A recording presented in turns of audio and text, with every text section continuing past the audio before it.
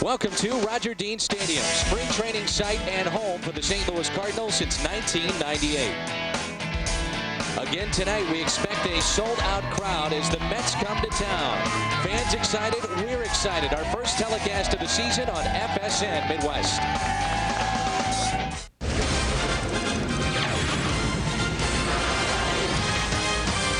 Roger Dean Stadium is the scene. We are in Jupiter, Florida. The Mets come to town, a record of 12-5 in spring action, and the St. Louis Cardinals a record of 10-8.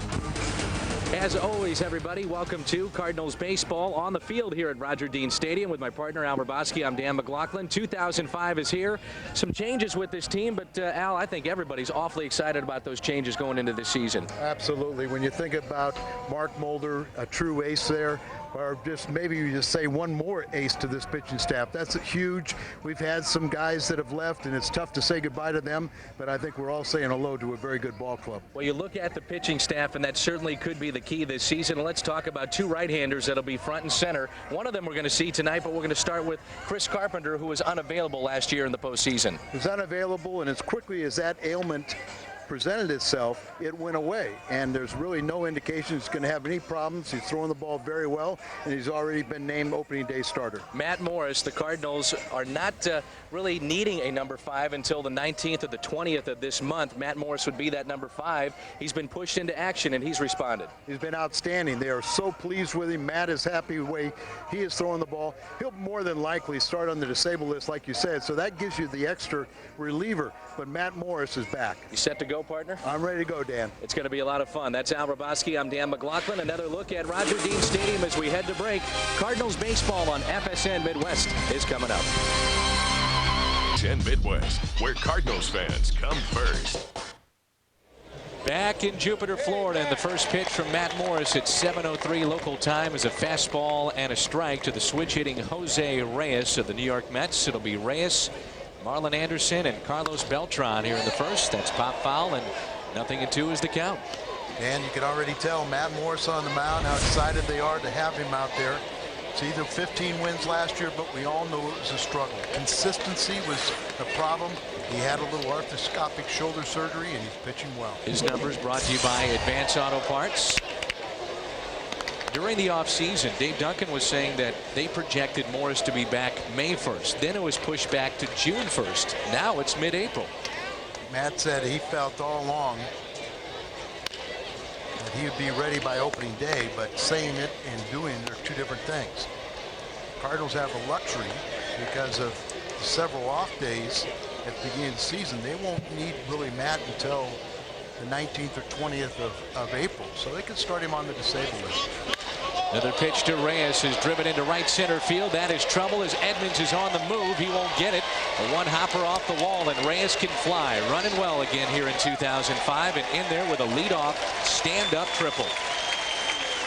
Talk about running well. That really is says a lot, because he had that unbelievable hamstring problem that they really didn't know what it was. There's a look at Willie Randolph, first-year manager of the Mets. Jose Reyes, as we take a look at his lineup, the leadoff man, followed by the former Cardinal Marlon Anderson, and Carlos Beltran, Cliff Floyd, David Wright, Doug McCavich, Eric Valent, Ramon Castro, and on the mound tonight for the Mets in batting ninth will be Chris Benson, the former Pirate.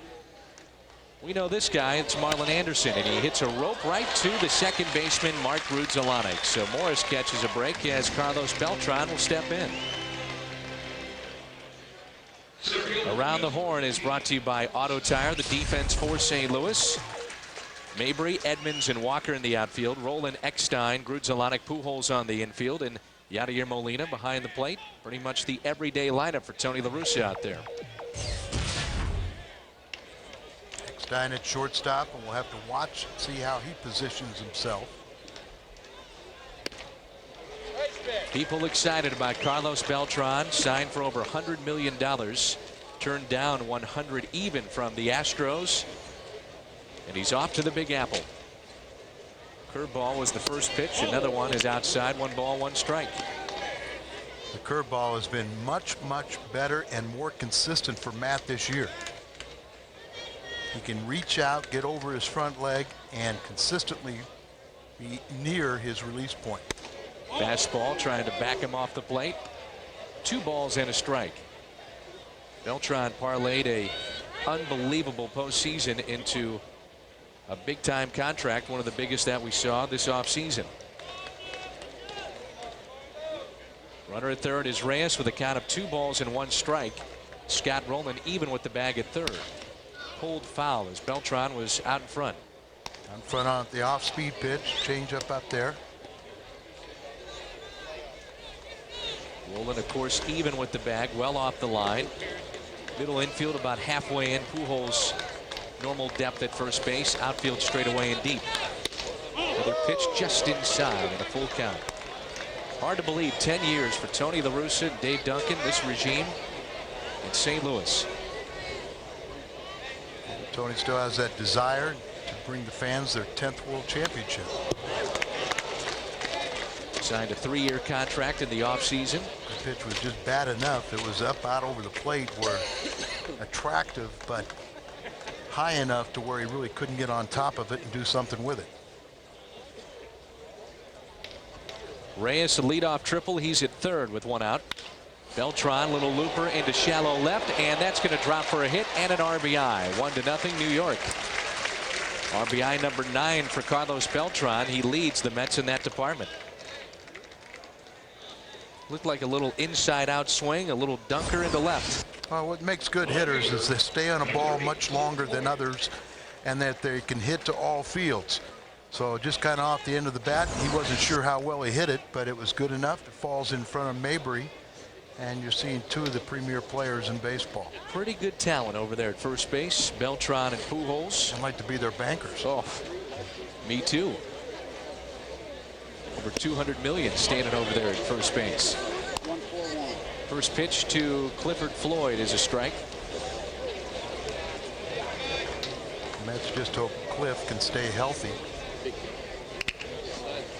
That's been the biggest problem with Floyd. Broken bones in his hand. Had a wrist problem for a while. See why Willie Randolph is excited about this team. They're off to a good start, even though it is spring training, but they pick up Beltran, Pedro Martinez at the top of their rotation with Glavine and Benson mixed in. It's not bad. They think they are making a lot of headway and stealing some of the tabloid news from the Yankees. But they have to win in order to do that. 1 ball, 1 strike. Good pitch.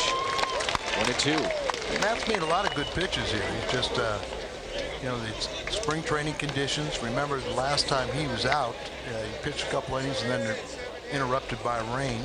So really only 1 official start in the books. Settle with fastball in. The 1-2 pitch. Old foul. Another big crowd on a beautiful night for baseball. We understand, as the public address announcer told us, it's snowing and cold back home in St. Louis, not here in Jupiter. I think it's snowing in New York and just 40 degrees in St. Louis, and a reported 77 degrees here in Jupiter. Not bad.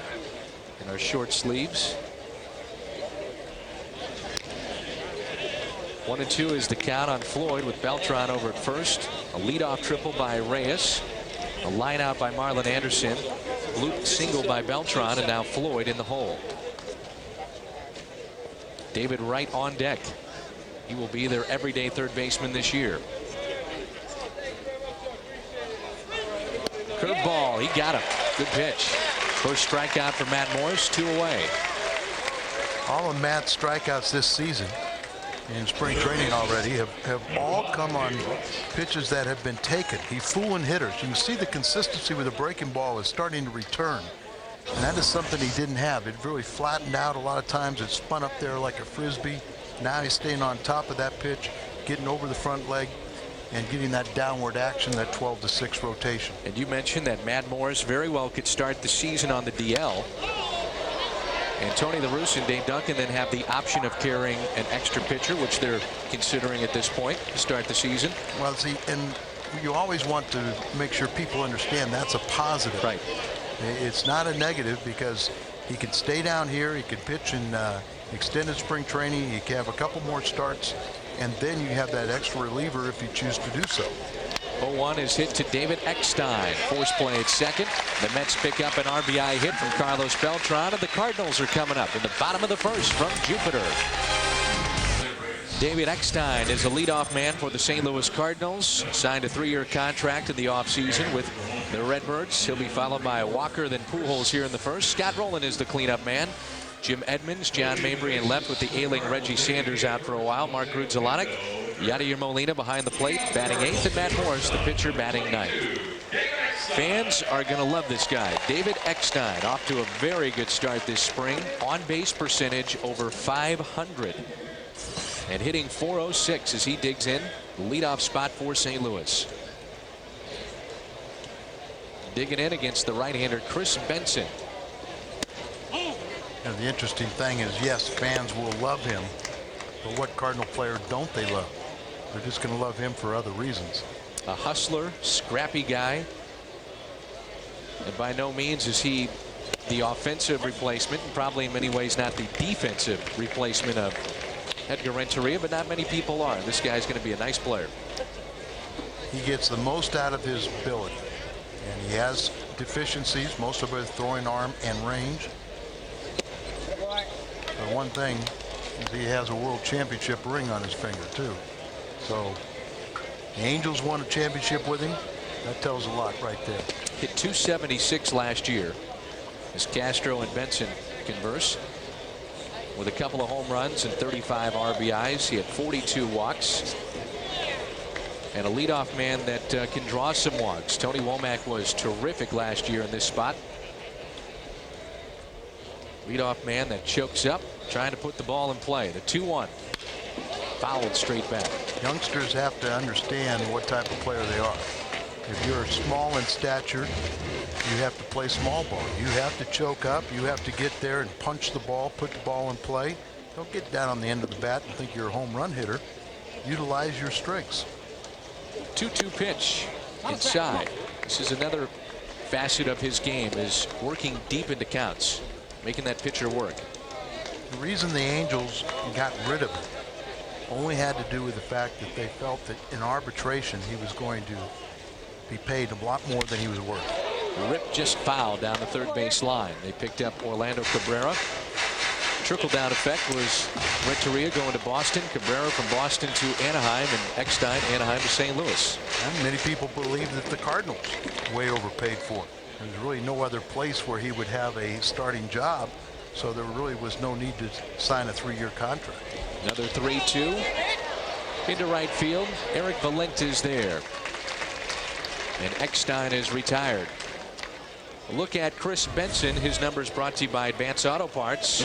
He signed with the Mets, a long-term extension, was picked up by New York just before the trade deadline from Pittsburgh last year, and he settles in as the number 3 starter in this Mets rotation. He's making his 4th start. 12 innings pitched, only 3 runs allowed in his last outing against Washington. 5 shutout innings. Here's Larry Walker. Got off to a very slow start. Has picked it up as of late. Don't worry about the veterans. Larry's had a little back problems, but these guys, as long as they pronounce themselves well. Walker off the end of the bat. Didn't quite catch it enough. Valente's there. 2 down. 2 up, 2 down. Valente has been busy in right field behind Benson. Let's take a look at their defense, brought to you by Auto Tire. Also in that outfield, Floyd and Beltran, and left and center, right, Reyes, Anderson, McCavich. On the infield, Ramon Castro, the former Marlin, is behind the plate. He'll back up Mike Piazza this year. Now, some guys, it takes them a while to get going. And then there's Albert Pujols, who steps off the plane and starts hacking.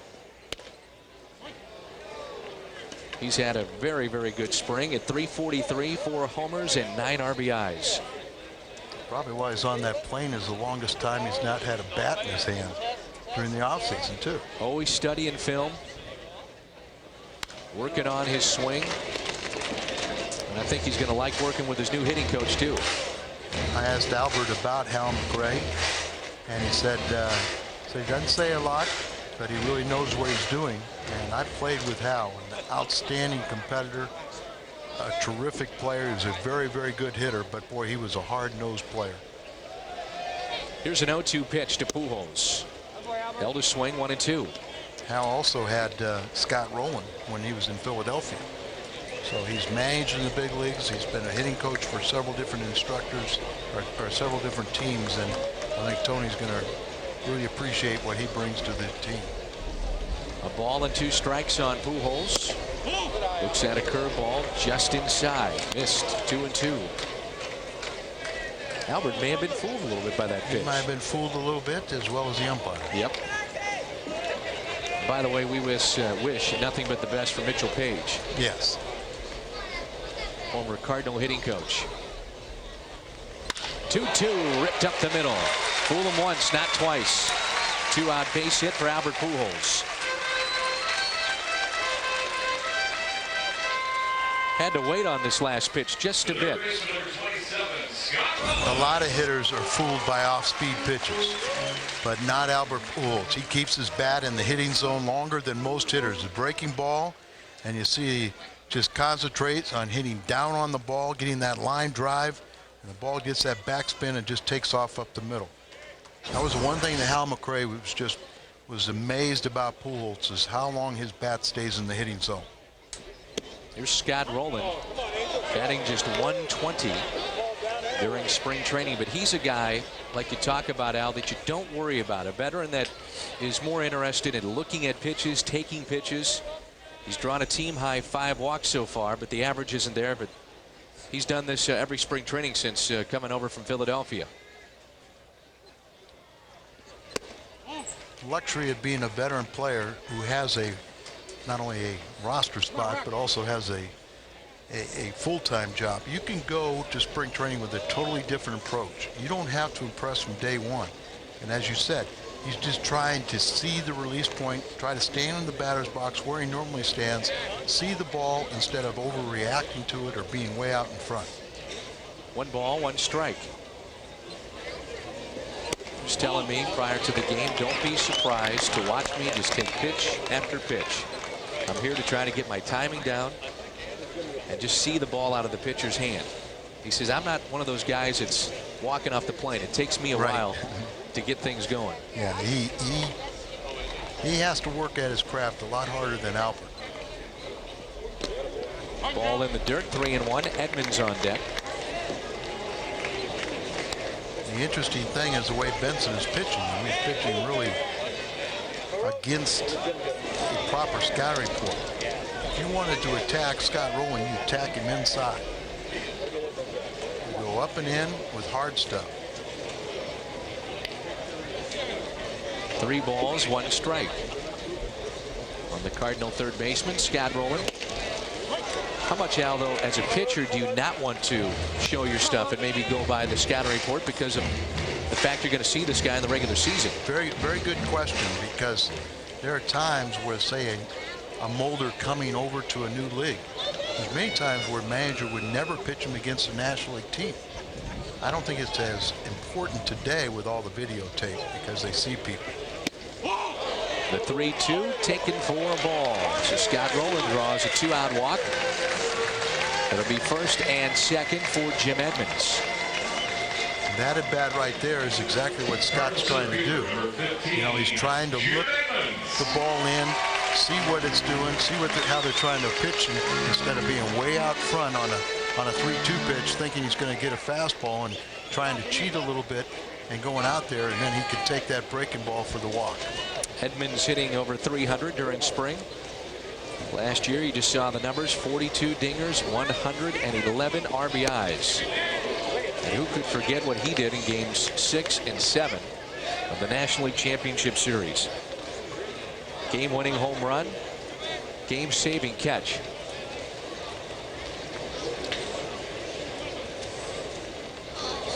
Runners at first and second, 0-1 the count. John Mabry on deck. Ball taken outside, 1-1. He's the type of player that he can control a game with his talent, both standing in the batter's box or in the field. He's that gifted and that talented. You and I both know how much he enjoys spring training. He loves it. Well, even his teammates now have gotten used to him. They're shocked that he's played as much as he has, but he's also one of these guys that earned the right. You know, I mean, you give Jim Edmonds 5-6 at bats the last week of spring training, or when they break camp here, and that's all he needs to get ready for the season. Exactly. I saw him before the game. I asked him, "What are you doing in the lineup? Why are you playing?" I got to get a couple of bats in. That's what he'll do here tonight. Ahead in this count, 3 balls and a strike.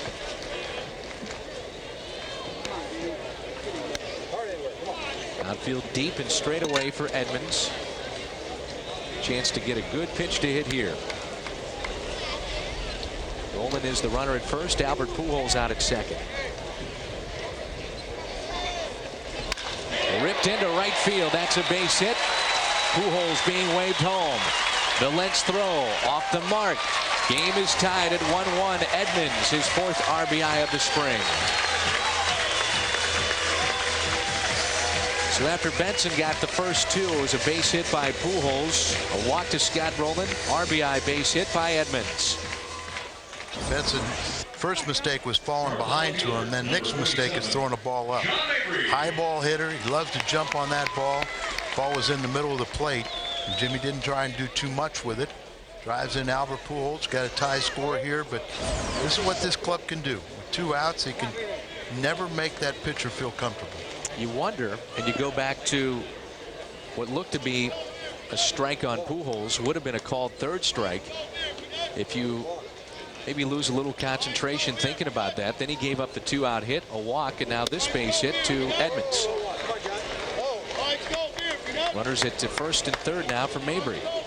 Benson is that fragile that he can't pitch around that one pitch. What's he going to do in New York? Right.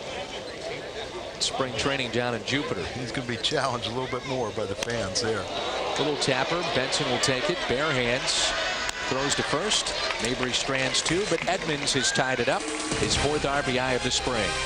1-1 after 1. Spring training on FSN. All on FSN Midwest is brought to you by Bud Light. Fresh, smooth, real. It's all here. By Auto Tire. For straight talk and great service, you ought to go to Auto Tire. And by Steak and Shake. Real steak burgers and real milk milkshakes served 24 hours a day at Steak and Shake. Roger Dean Stadium, packed house. Dan McLaughlin, Al Raboski with you as we move to the top of the second. 1-1. This is Eric Valent on deck. Doug Mitkevich at the plate. We'll also see Ramon Castro this inning. Mitkevich with a base hit up the middle. 3rd base hit for the Mets so far. Leadoff hit brings in Valent. Valent, one of those guys, along with Terry Robinson and Marlon Anderson, trying to earn a spot on this team. Joe McEwing, if you're wondering, was released by the Mets and signed a minor league contract with the Kansas City Royals. Some thought the Cardinals might have interest in him. Pujols holding at first, and the first pitch is pop foul. Morris working very quickly here in the first 2 innings. Usually an indication of how Matt feels about his stuff is when he worked quickly.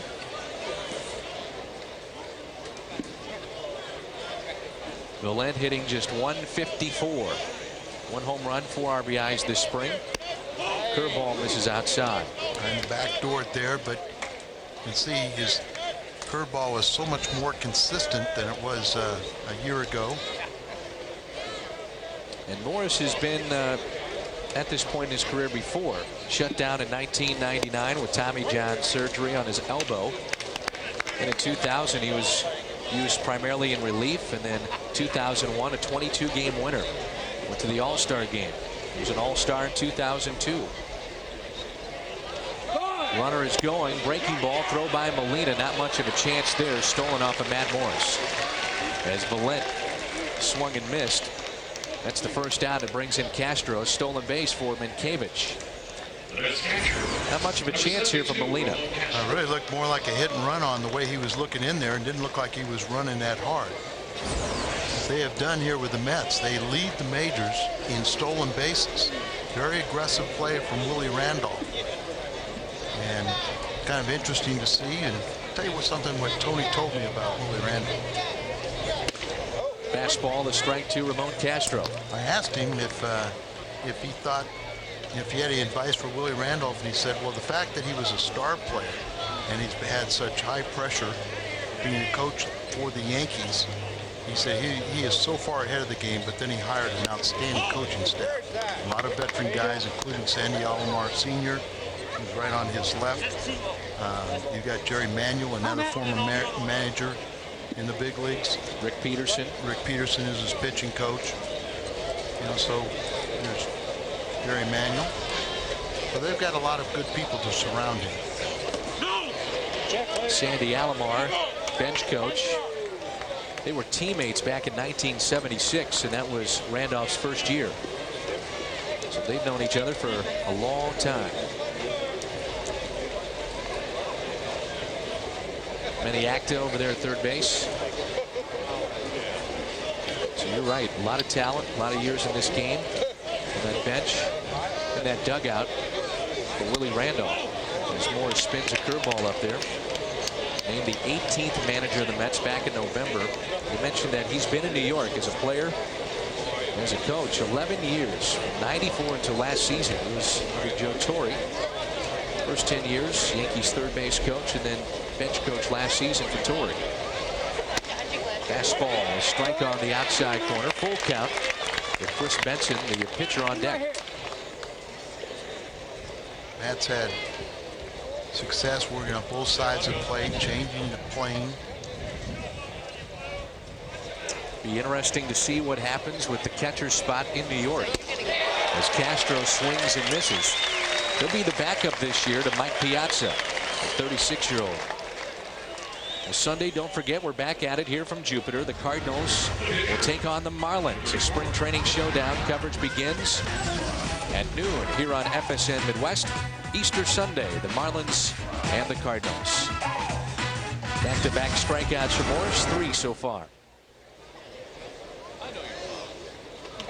Mike Piazza, 15th year in the big leagues, the age of 36, entering the final year of his contract. And Dan, we saw Piazza play first base last year, and they said he was a liability behind the plate, but he's lesser of a liability behind the plate than he was at first base. That was almost scary. It was. I remember a couple times So Taguchi hit rockets down to Mike Piazza. It was a getaway day for us in New York, and it looked like Piazza just flat out missed the ball. He just couldn't even get a glove on it. Curveball in there, a beauty from Morris to Benson. See how he buckled the knees. It is the pitcher Benson hitting, but still he's buckling his knees with that curveball. And a 1-2 pitch. Angel Hernandez didn't want to throw up that right hand, and why not? He wanted to. Yeah. He didn't. 2-2 the count. That's a couple we think Angel may have been fooled on behind the plate. Spring training for umpires also. Fastball misses outside. Morris got that at 90 miles an hour. Full count with Reyes, the leadoff man, on deck.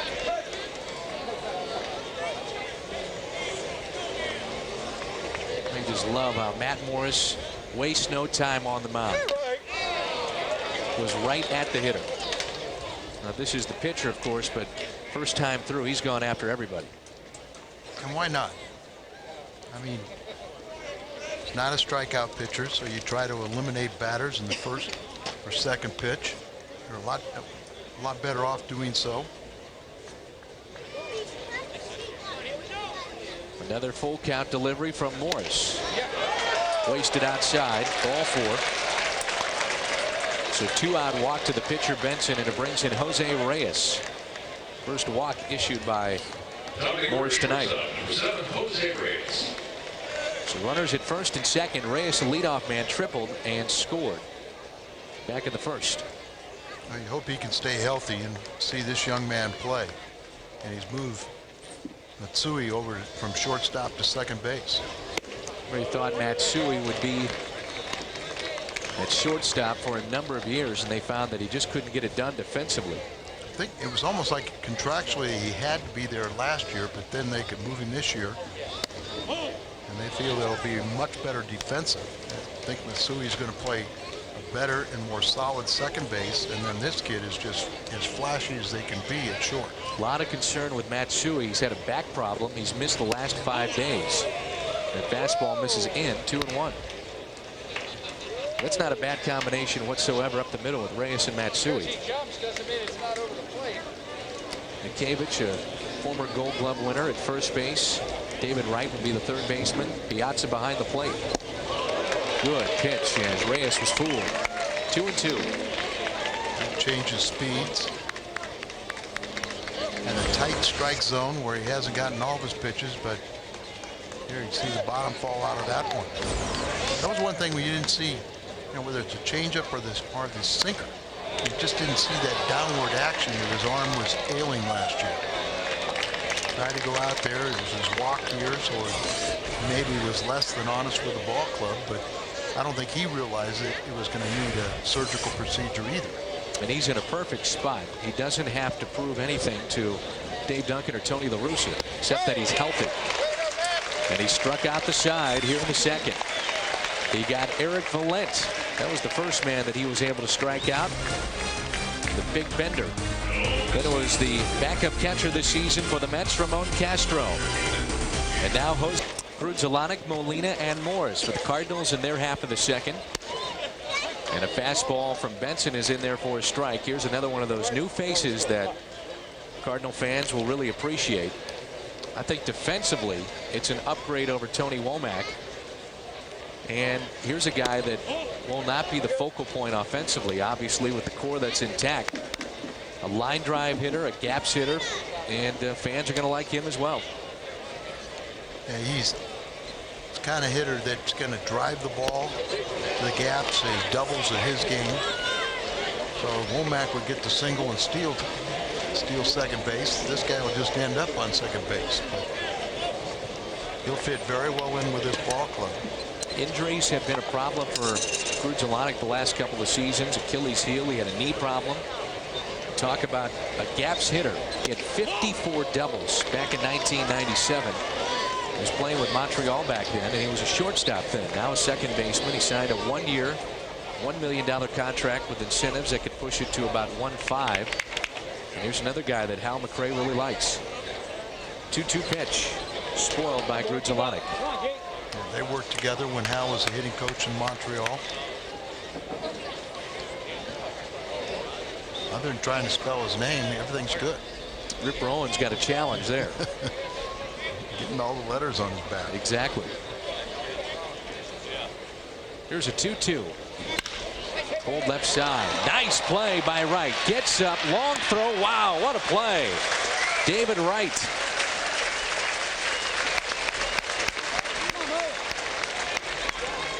Saw David a little bit last season, but they like his talent, his level of play. And as you said earlier, he'll be their everyday third baseman. Goes back on the ball, kind of dives for it, scrambles to his feet. Didn't get on top of the ball, but had enough on the throw to get him out.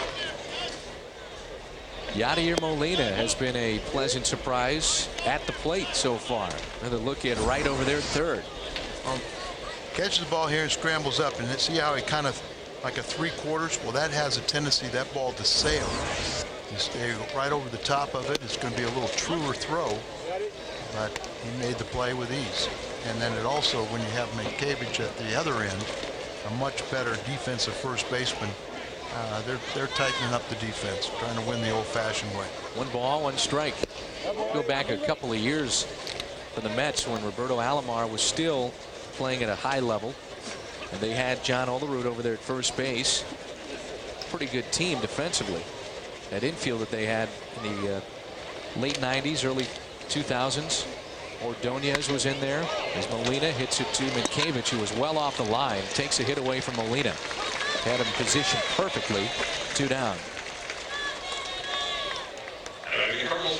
Ford key matchup. The numbers offensively last season for the Redbirds awfully impressive, with the ERA at the bottom, second best in the National League, but batting average, runs per game first, home runs third, stolen bases second.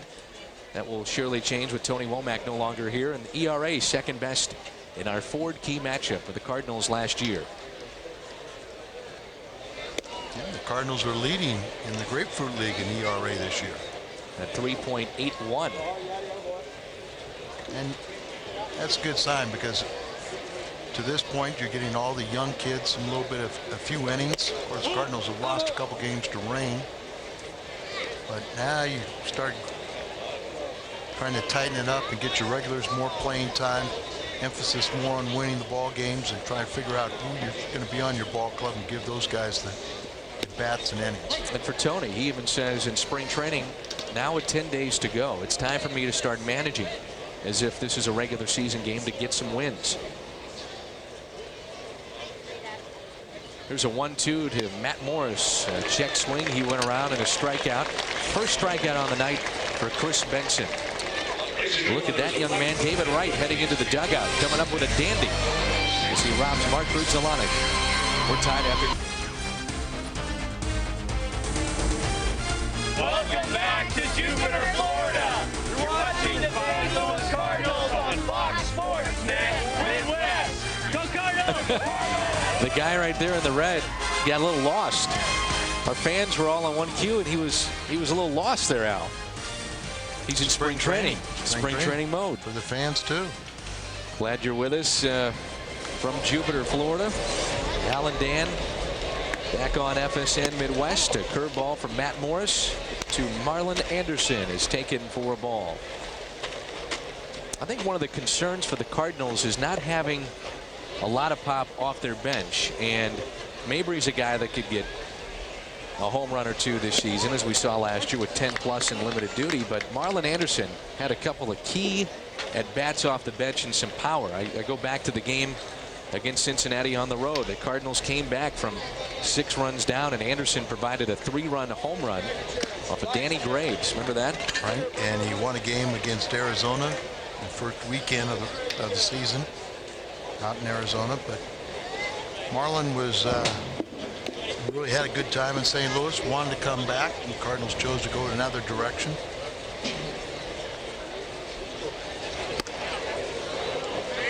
Count of 2 balls, 2 strikes. Working on his acting skills. Tommy in regular season form down there in the truck. Mike Helling, Doug Stanton, and the rest of the crew. As Pujols will take that, Marlon Anderson is 0 for 2. He's lined out and grounded out. And it brings in Carlos Beltran, who has an RBI base hit, 9 RBIs this spring, 3 home runs. He said he's going to live on Long Island. He wants nothing to do with city life. Get out of the spotlight of the Big Apple. He'll be in it enough. Omar Minaya made the huge splash this offseason. Willie Randolph is the manager. Carlos Beltran, Pedro Martinez. And it's quickly 0-2. This guy single-handedly carried Houston to Game 7 against the Cardinals. He was unbelievable. Defensive swing there as that ball cutting in on his midsection. But you're right. Boy, did he step up in the postseason, center stage, and it parlayed it into a huge bank account. The 0-2 grounded up the middle. Nice play. Grudzielanek. Long throw. The stretch by Pujols, and they got him. Good play all the way around there. The best damn sports show, period. The greatest nightly sports show on television with host Chris Rose. He's back, and co-host John Sally. The best damn sports show, period. Seen nightly at 10 and at 10:30 here on FSN Midwest. Brings in Cliff Floyd. Good play by Grudzielanek to his right. It wasn't easy to your right, knowing you have a speedy runner, especially from the left side of the batter's box, and kind of a do-or-die play. Floyd, a grounder to Eckstein. Pujols, a good kick over there at first. And the Mets go 1-2-3 here in the top of the 3rd. Top of the lineup coming up for St. Louis. Eckstein, Walker, Pujols. To David Eckstein was a strike. Top of the order for the Cardinals. here in the bottom of the third. Eckstein, Walker, and Albert Pujols. And David chops that one foul, out of play. 0-2 the count. He flied to right his first time up. David Eckstein. We saw in that last play, he does not have the arm of Edgar Renteria, but from what we've been told, anything that's hit to him, he gobbles it up. Rarely will he make that error. He doesn't have terrific arm strength, doesn't have much range. But with Scott Rowland, a Gold Glove third baseman, and his ability to go to his left, he can play a little bit further over to his left, and Eckstein can cheat a little bit towards the second base bag. 1-2 is pulled foul. And you put him in towards the second base bag because anything in the hole he can't make the throw anyway. Right. Eckstein wearing number 22. Formerly occupied by Mike Matheny. Now with the Giants. The 1-2 pitch. That's a fair ball. Down the third base line. Rolls into the corner. Eckstein is digging for two. Over to get it. Cliff Floyd. He'll come up with it. Quickly back into the infield. A leadoff double for David Eckstein. He's 1 for 2. So Eckstein battled back from an 0-2 count and chopped a double down the third base line. Short compact swing inside third base line. Grzelcyk. He goes, I know that. That's a double. That's a double. That's a fair ball. And now it's Walker. Hit the ball hard first time up. He flied to right. Pujols on deck. The first pitch to Larry. Fastball taken outside. Grzelcyk along with Eckstein. Newcomers that fans will adapt to very quickly.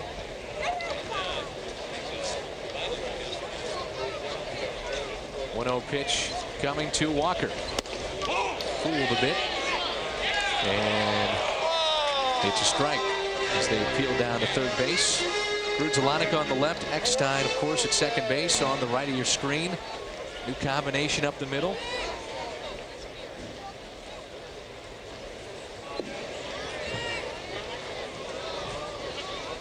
Comes a 1-1 to Walker. Hitting just over 200 this spring, and Larry gets underneath this one. Valent is there. Eckstein will draw a throw. That's the first out here in the bottom of the third. Busch Magnet schedule day on opening day at the ballpark. Friday, April 8th. All fans ages 21 and over receive a magnet schedule. The 2005 Cardinals schedule will be on it. Compliments of our good friends at Busch Beer. Magnet schedule opening day as the Phillies are in town. All fans 21 and over. And remember that phone number, 314-421-2400 for tickets. Cardinals have already sold over 2.6 million tickets. So if you better not delay too long. Pickoff play. Eckstein in there safely. Don't forget about group outings. That's another very good way to take advantage of good discounts on tickets with group discounts at 425-0600 for individual tickets. 421-2400. I don't think we can talk about it enough. 2.6 million tickets already sold. So you want to head down to the ballpark, get your phone call in tomorrow. Pujols chops it foul. Albert had a base hit his first time up the middle. Ho-hum for Albert last year. 331, 46 home runs, 123 RBIs. As he finished behind Barry Bonds once again in the MVP voting. That may change this year with Bonds saying at least half a year he will be out, if not the entire season. 0-1 pitch. Albert into center. Going back, Beltran on the move near the track. He dropped it. Eckstein on his way to third base. That'll be an error on Beltran and a hard hit ball off the bat of Albert Pujols. It'll be second and third, and a chance for the Cardinals to take the lead with Scott Rowland set to dig in. A rare error from Carlos Beltran.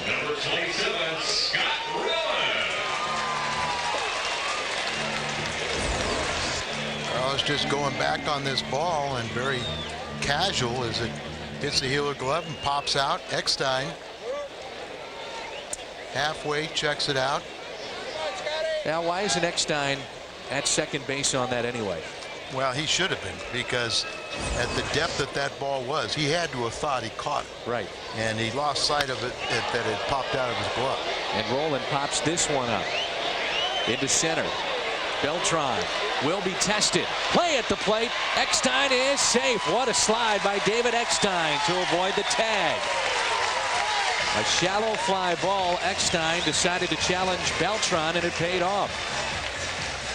A little surprise he challenged him, but he did, and Eckstein scores the go-ahead run, and it's 2-1 St. Louis. You're absolutely right, Dan, because that ball was in a zone where you think that an outfielder of Beltran's ability would have had an easy throw.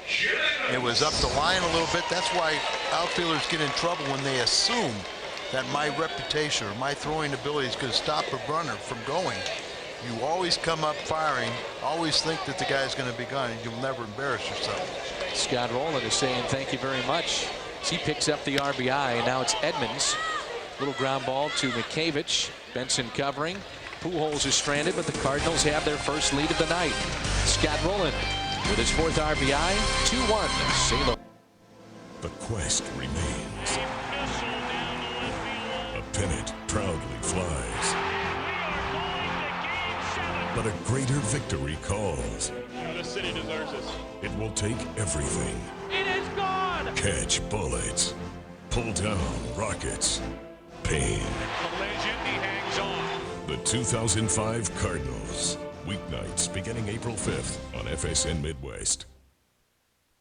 Love to tell you about this day in history, brought to you by Schnucks. What a trade. Back in 2000, the Cardinals trade Adam Kennedy and Kent Bottenfield to the Angels for Jimmy Edmonds.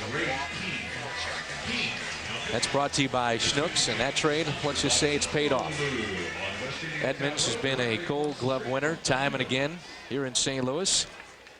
Adam Kennedy still playing for Anaheim, I believe. He was hurt at the end of last season.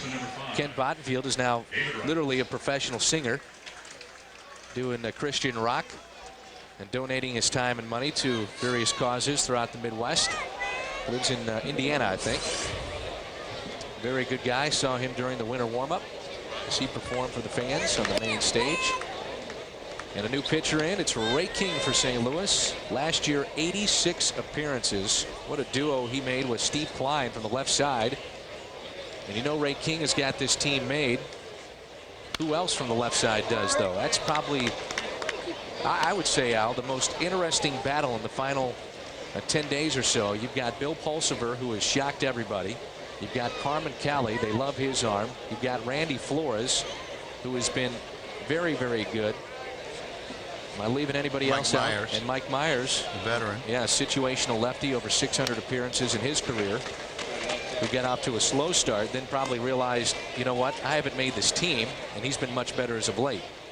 I think going into spring training that everyone would have thought that the Cardinals were going to take three lefties: King, Ankiel, and Myers. Well, one's not coming. One of them maybe. King's the only one assured, but that is one of the intriguing spots, that at least one, if not two, left-handed relievers. Ray King has been as reliable as anybody in baseball the last 4 years. He's averaged 81 appearances, 86, as we mentioned before, last season for the Cardinals. Good breaking ball there. It doesn't get the call. This is David Wright at the plate, followed by Mikheyevich and then Eric Valent. Matt Morris goes 3 innings. He struck out 4, walked 1, gave up a run. Looked pretty good.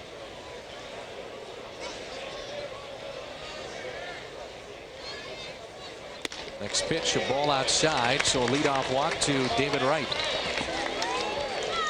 And it brings in Mikheyevich. And if you're wondering about the flack over the World Series ball, and if you don't know about it, Mikheyevich, of course, caught the final out after it was a ground ball by Renteria back to Keith Folk, who flipped it over to Mikheyevich, then the Red Sox first baseman. He said he wanted to keep the baseball, and it was going to be his fund for his kids' education. Said then he'd finally sell the ball. But what he has done, he's loaned it to the Boston Red Sox for a year under the understanding that he will get the ball back after that 1 year. So the Red Sox have it to display, but he wants it back after a year. And that's the latest in that saga. It's interesting who really has ownership of it. Ooh, up and in to Mitkevich. That's a proper way to spin out of the way of a pitch that's inside. He's saying, wait a minute, this is spring training. Back away from it. You turn into it and you get it right between the eyes. But I wonder if that ball technically is property of the Cardinals playing at Busch Stadium. Probably make a case for that. So you go up and in with the pitch before, and then a nasty slider there. Starts over that middle to the outer half of the plate. Ray had a little tenderness with his arm, so he was set back a little bit, but as a reliever, it doesn't take him much time to get ready for the season. He'll be fine. Count of 1 ball, 2 strikes. Curveball into shallow right field. There's Walker for the first out. Off the end of the bat, Mitkevich is 1 for 2, and it brings in Eric Valent. Nice 1-2 punch with Ray King and Steve Klein last year. And many people think we're going to miss Klein and Calero a lot more than the Cardinals realize. Danny Herron as well. That's another name that obviously is gone with the trade to bring Mark Mulder to St. Louis. Available in the pen tonight, if you're wondering, Carmen Cali, Cal Eldred, Randy Flores, of course Ray King, Al Reyes, and Julian Tavares. The pitch missed just in. Valent is 0 for 1. He struck out his first time up. 2-1 Cardinals here in the top of the 4th from Jupiter, Florida.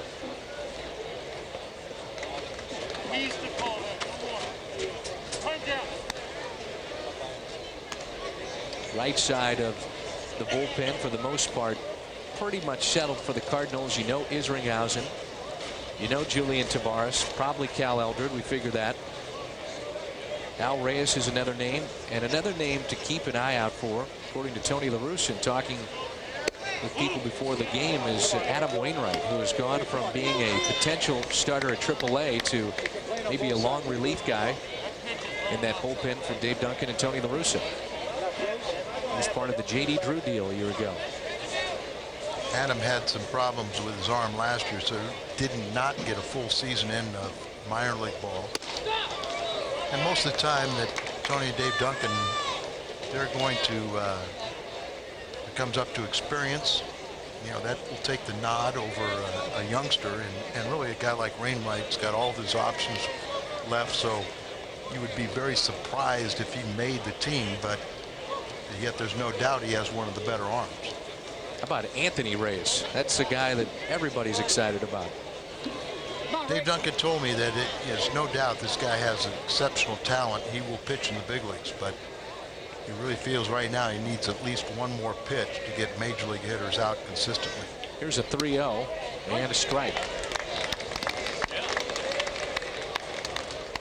Bobby Cox was awfully impressed with Reyes over the weekend. He pitched against the Braves on Sunday, hit a 2-run home run to win it. Yep, and then pitched, I believe, 4 scoreless innings and was very good in doing so. Back to King. Can they turn 2? It'll be tough. Eckstein dropped the baseball. Everybody's safe. So they can't get the lead man. Everybody's safe, and here comes Castro. Good throw by Ray King. Could have been possibly a little higher chest high, but it was still an effective throw about waist high. And next time looked like he looked it in there, but we started hearing a little bit of footsteps or not. Didn't look the ball in the glove and dropped it. What you've got to remember is you've got to get one out. If you don't get the double play, so be it, but get one out. Looked like it handcuffed him a little bit off the heel of the glove, and now it's first and second. And this is Ramon Castro, who struck out his first time up. You know it's spring training when Bill Pulsifer is over there and stretching with Julian Tavares and the rest of the gang and just hanging out. He must be a true left-hander for Pulsifer to be able to hang with Tavares. Kevin Jarvis over there as well. That one is pop foul. A count of 0-2 for Castro. Started as the Marlins regular catcher last season before suffering a torn tendon. Then he was nowhere to be found. And signed with the Mets during the offseason. The backup to Mike Piazza. The count of no balls and 2 strikes on Castro. Molina sets up on the outside part of the plate, trying to get him to chase. Pick off. Yes, sir. They got him. Pujols was there. The bullet by Molina. I believe there's only 2 outs. All right, get back, guys. Ray needs to get back on the mound. Yadier Molina needs to get back out there. What did we miss? Oh, a strikeout. Strikeout of Ramon Castro. So the double play.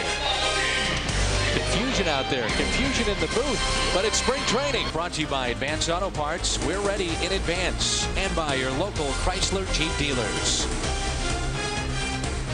Rain starting to fall. A little drizzle here in Jupiter, Florida. John Mabry's up there hacking. That's a veteran move.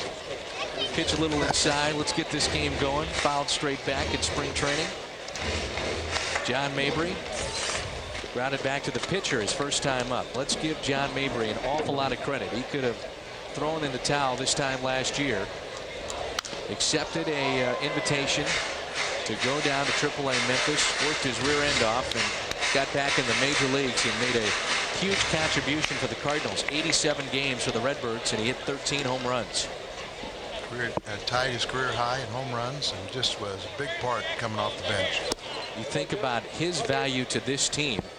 He can play all 3 outfield positions. You've got Pujols with his foot problem having to take some days off probably throughout the regular season, and they'll be lumped together 2 or 3 games off as Mabry swings and misses. And then you've got Scott Rowland as well. He can play third base. So Mabry plays a very, very important role with this team. And don't forget, he might have just added 5 more years to his big league career by accepting being the third and emergency catcher. Didn't complain. Went down there and did that. There's Chris Carpenter. He has been named the opening day starter. We'll have that broadcast for you here on FSN Midwest. We head to Houston. Line drive into right field, and Greg Zelenik is 1 for 2. And he has reached base in his last 12 straight games, included tonight. Hits in 9 of the last 12. Carpenter was roughed up in his last start. For the most part, though, here in spring, he's been very good. Now you go through a couple natural sequences in spring training as a pitcher, you know, where you feel good, then your arm stretches out and gets weak. You got to build it up by throwing. And look who has stepped on deck, Rick Ankiel. Will pinch hit for Ray King as Cal Eldred is getting loose in the bullpen. Still looking for his first hit in major league action, but he's hit the ball very well. A single in AA games, the minor league games here in Jupiter.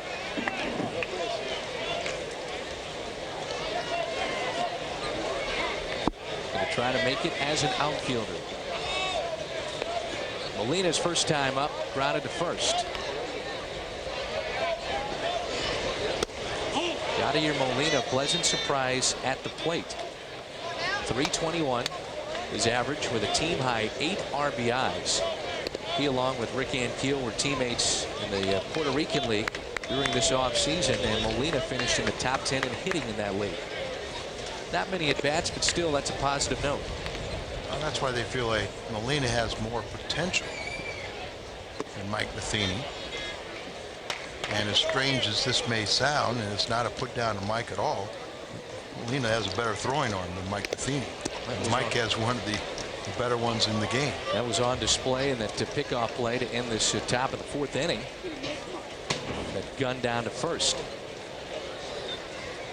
Don't be surprised if Mike Matheny's back with this organization in some capacity.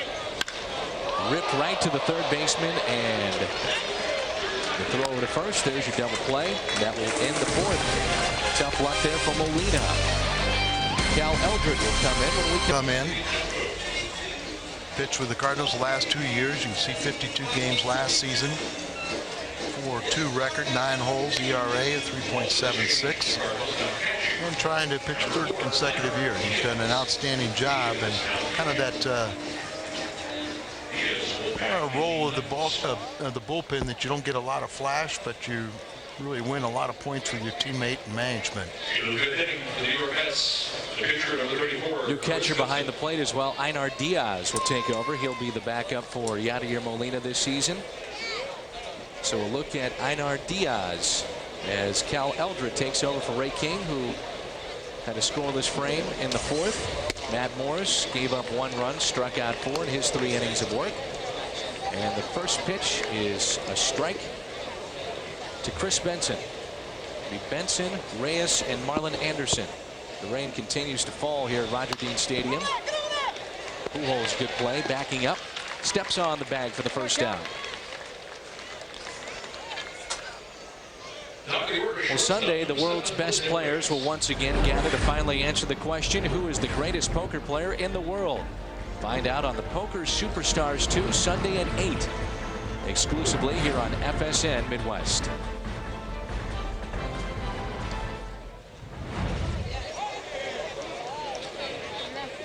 Back to the top of the order, the switch hitting Jose Reyes with Roland playing in at third base. Showing bunt, pulls back and looks at a strike. He has tripled and scored back in the first, and the RBI single by Beltran, and struck out in the second.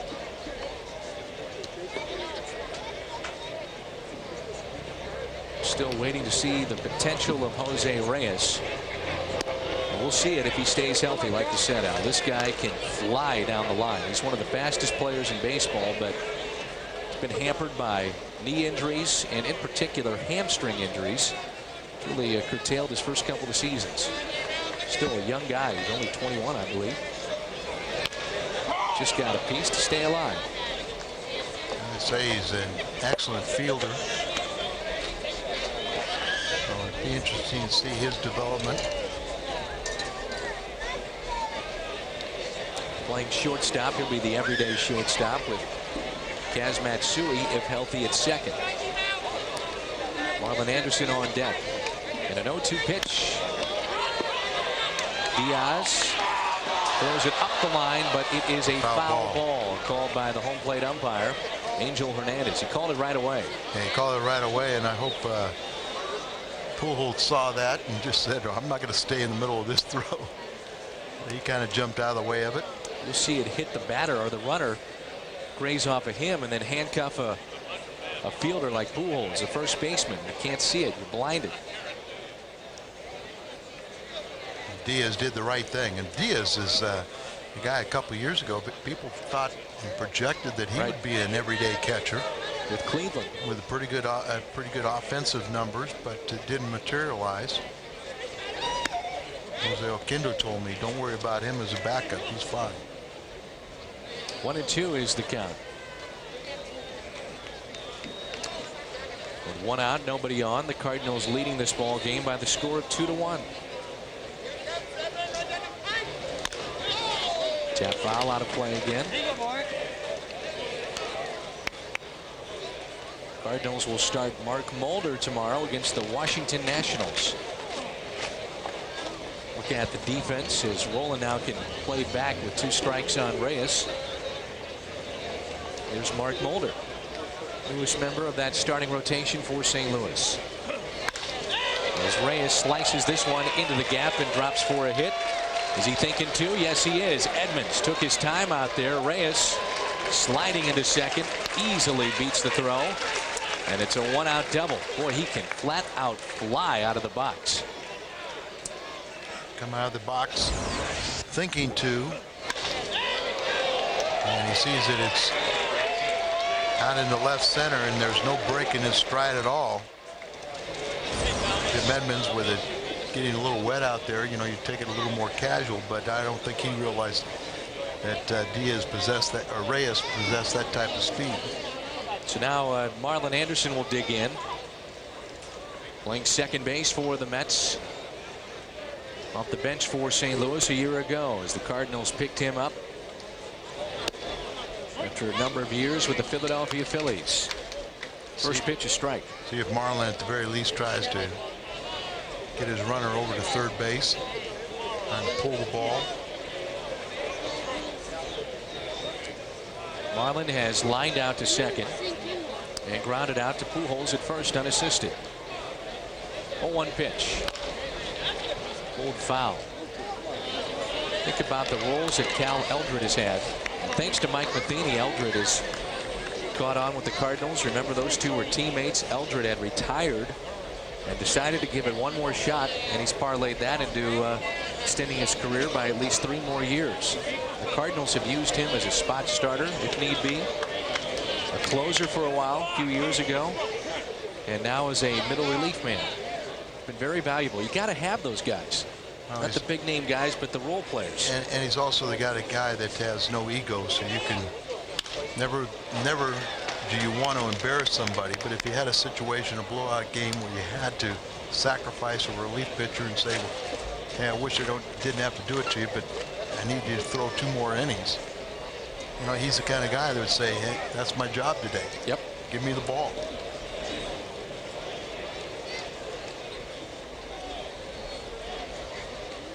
Anderson in the hole, 0-2.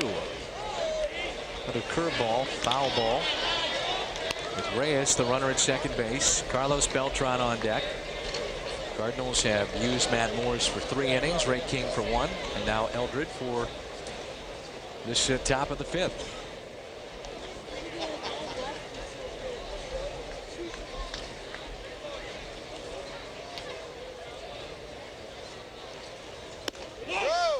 Little up and into Anderson. Good pitch, though. Had the count in his favor. Running in on hands, maybe lock him up, pop it up.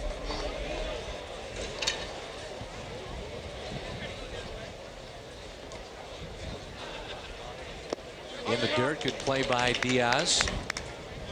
You're right, Al. I remember Einar Diaz as being one of the big names a couple of years ago in that Cleveland organization. We didn't hear much about him because he was an American leaguer, but people had high hopes for him.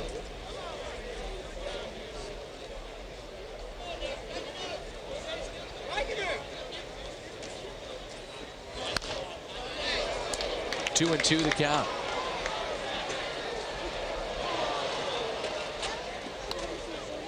Angel Hernandez needs some new baseballs as our bat boy runs him over from first base dugout, Cardinals dugout. Reyes represents the tying run at second base.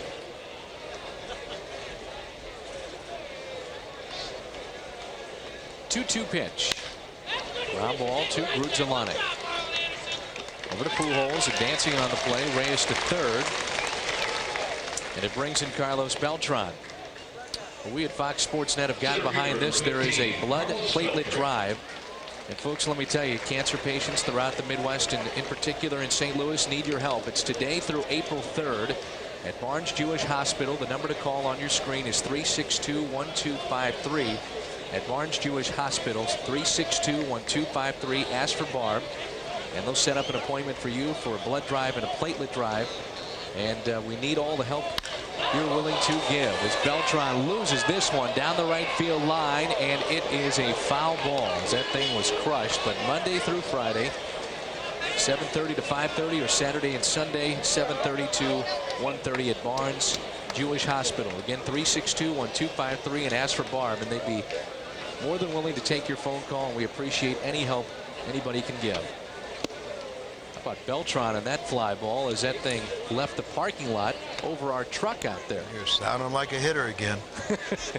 I know. It was a strike. It was a long foul ball. You're in mid-season form, Al. I'm catching up, you know. Pitcher goes. He's proud of himself going back to the dugout. Yeah. Yeah, I meant for him to be out in front, despite the fact it was hit 500 feet. That's all right. Beltran put on, to me, Al, the best batting practice display in the playoffs I had seen since Mark McGwire. I mean, it was unbelievable, especially from this side of the plate, as far as the power that he hit with at Busch Stadium. Fastball, third strike on the outside corner. Beltran is down, and Elder got him. How far was that foul ball? It's spring training. Chris Benson back to work for the Mets, switch hitting Abraham Nunez. The former Pirate looks like he has made this club a switch hitter, middle infielder, digging in. He'll be the pinch hitter to lead things off for St. Louis here in the bottom of the 5th. With Eckstein on deck, and then we'll see Larry Walker. And joining us from the Cardinal dugout, the newest member of that rotation, Mark Mulder. Welcome to St. Louis, Mark. Well, thank you. I appreciate it. It's going to be a lot of fun to watch you go at it in the National League. Al and I were talking about this. How much of your repertoire do you want to show during spring training coming over to a new league? Well, you know, with interleague, I mean, I've faced a lot of these guys at one time or another, but you know, spring training's you're here to work on stuff, you know, so there's a lot of pitches I throw to guys in certain situations that they won't be getting that same pitch in spring training or in the regular season. I'm sorry. I was talking to Willie Randolph about you, Mark, and he just was he always just played glowing compliments to you, talking about the big 3 with Oakland, but he just sit there and he said Mulder may not have had the best stuff, but he was always proved to be the best pitcher. Well, you know, sometimes, you know, guys, you don't always see the guys with the best stuff, the 98-mile-an-hour fastballs going out there getting the job done. You see them getting whacked around, but you know, it's about location. You keep the ball down and you get ground balls, and that's what I try to do. Give us an idea of what you throw, Mark, for the fans of St. Louis that haven't seen you pitch. I throw a lot of sinkers, curveball, cutter, changeup, and a split. So I got quite a few pitches, I guess you might say, but you know, if I keep it down, I usually try to have quick innings, a lot of ground ball outs, and hopefully I can stay longer in the games. Yeah, that was one thing I watched you last Friday pitch, and it was ground ball after ground ball. Yeah. If he gave up a base hit, it was a ground ball that went through the infield. Yeah. And I'm okay with that. Absolutely. I'm very much okay with that. So is your manager and your fielders too.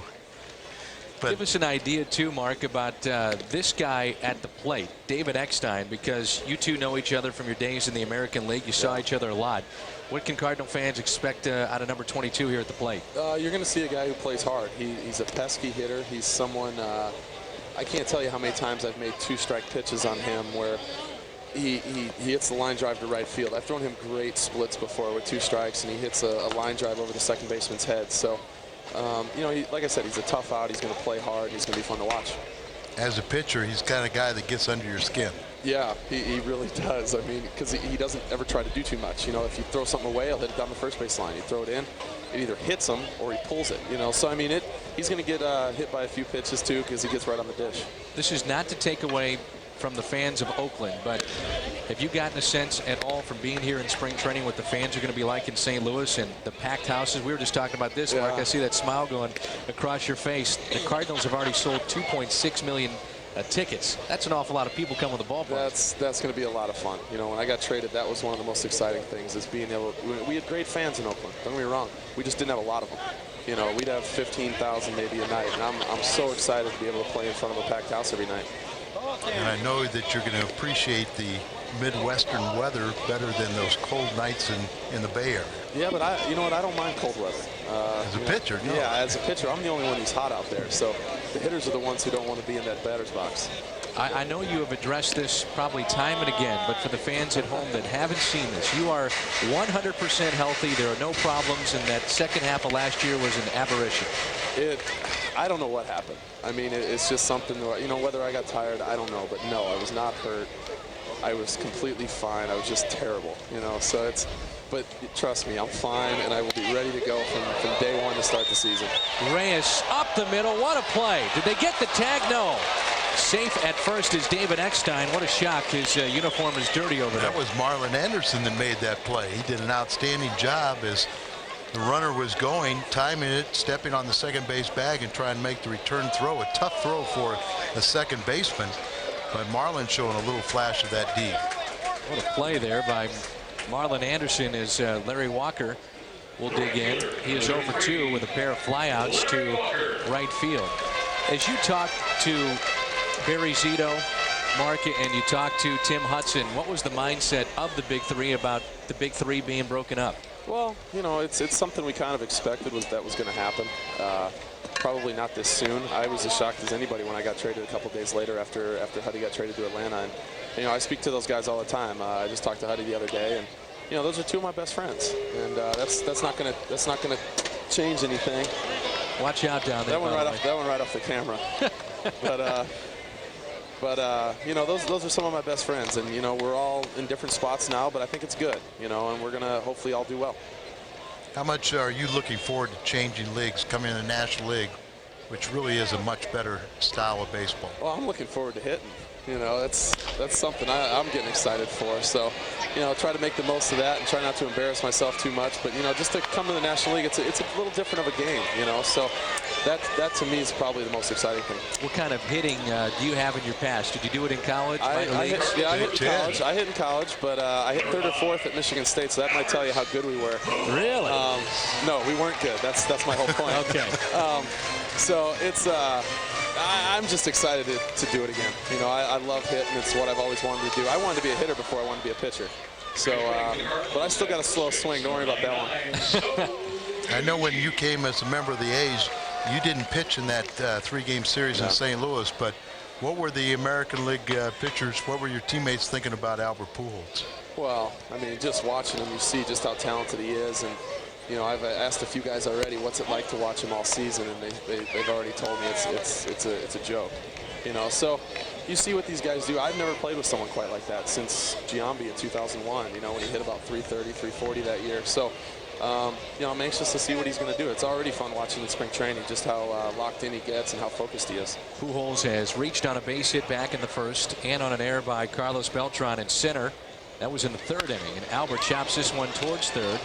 And that's going to do in the Cardinals here in the 5th. Again, Mark, welcome to St. Louis. Best of luck. It's going to be a lot of fun watching you all season. All right, thanks, guys. You bet. That's Mark Mulder, the newest addition of the St. Louis Cardinals. Get out of the way, Mark Mulder, on that foul ball. He's got some reactions as well. 2-1 St. Louis. Back to Jupiter as we move to the 6th inning. Ending the top of the 5th was a called 3rd strike on Carlos Beltran here from Cal Eldred, a scoreless frame by Cal. Called 3rd strike, and that's your Hardy's hot pitch of the game.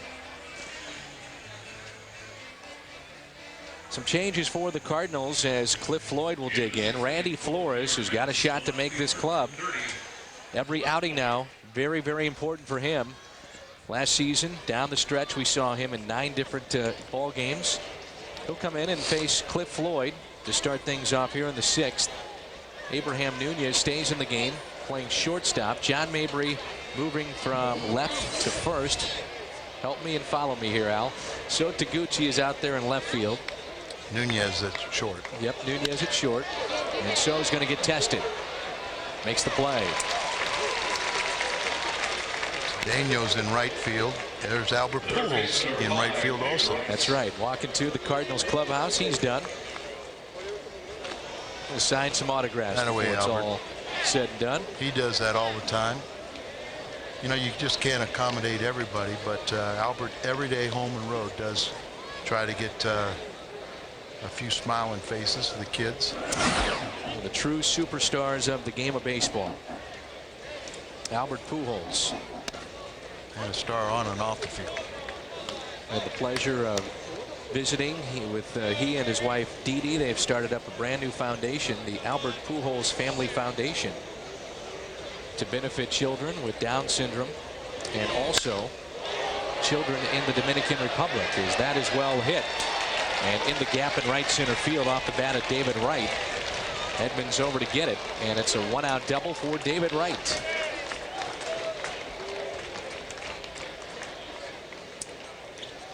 Well, April 10th, the 2004 champs of the National League will receive their championship rings and come be a part of it. The ceremony and receive your own replica pin of the ring. Compliments of Bank of America.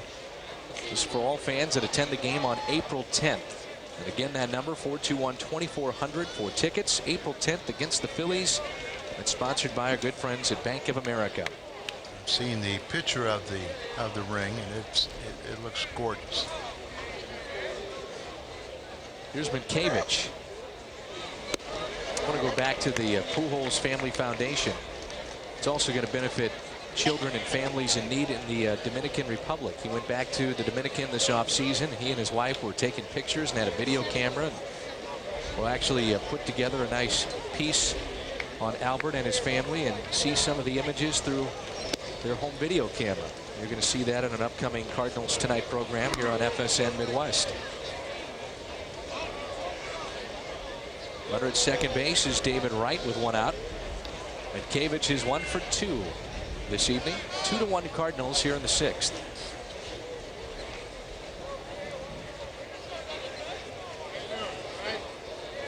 1-1 pitch. Curveball in there for a strike. Who do you think has the nod from the left side in that bullpen for the Cardinals? This guy's got a shot to make it, Randy Flores. Well, it's very interesting because Flores and Cali, two young pitchers. Cali has the power fastball. Flores is more the accomplished pitcher, pickoff attempt. The daylight between the runner and Nunez, the shortstop. That signals a pitcher to spin and throw. Mike Myers, I think, wins in any tie contest because of experience. The veteran and the young guys like Flores and Cali have options left. Swing and a miss and a strikeout for Flores, his first. Cali probably has the best arm, at least power arm of the bunch. Yeah. Flores, when he gets people out, he's got to do it in an efficient way. He's got to get ahead with a fastball. Does that. Then he misses with a breaking ball down away. Now the breaking ball, he freezes him here, and eventually gets him to go after that sinker down there away from him. But he's got to rely on location. Where Cali, has the power, a 95-mile-an-hour fastball for a little guy, that he can surprise you with the velocity. But Flores probably has a little more of pitching knowledge and can rely a little bit more on location and his guile, where Cali's pretty much go right after you and needs to develop a better breaking ball.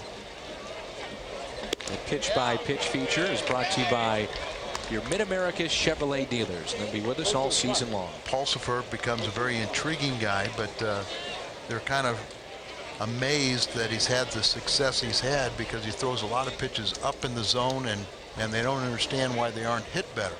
But this is the time where the regulars start playing in games a lot longer, where maybe you're not facing those A-ball players or those AA players that are finishing up contests when you're a relief pitcher. So it'll be telling now when you still see lineup guys or everyday players face these lefties. Pulsifer has had 7 innings. He's given up no runs and only 5 hits. And he was signed and welcomed to camp on the urging of his former teammate Jason Isringhausen. Remember that combination? I know the Mets certainly do, with Paul Wilson, Bill Pulsifer, and Jason Isringhausen. Those 3 were starters and supposed to be the core and the nucleus of their rotation for years and years. The K generation? Yeah. But, I mean, they were the free spirits. They're, I guess, supposed to be Nolan Ryan, Seaver, and Kuzman reincarnated. The Pulsifer has been with 7 organizations in the last 4 years, and he was pitching independent. Right, for Long Island last year. He also became a pretty good member of the ground crew in Port St. Lucie. Throw from the right fielder Cedeno is cut off, and an RBI for Eric Valent. This game is tied at 2-2.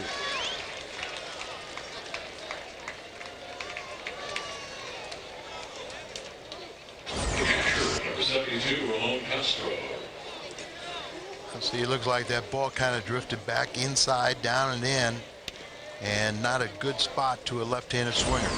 Very important for these lefties when they have a left-hand lefty-lefty matchup that they have to retire the guy. Our good buddy Buddy Bates is permanently now here in Florida, working with the Cardinals in their minor league complex with St. Louis for so many years.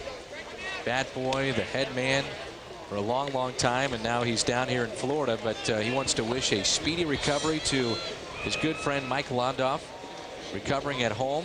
Wants him to come on down here to Florida and take in the sunshine. And he misses Mike and his family. So speedy recovery to Mike Londoff from Buddy Bates. They got him picked off. Valent is picked off. Mabry running him back to the bag, at least trying to get him in the rundown. They finally do. Nunez tags him out. Game is tied 2-2 as we head to the bottom half of the 6th. We'll come your way with an hour-long pregame show at 5. First pitch at 6 o'clock from Minute Maid Park in Houston. We hope you join us on the 5th of April as we start out 2005. Here's Scott Rowland. He has a RBI tonight. Sacrifice fly. He has walked as well.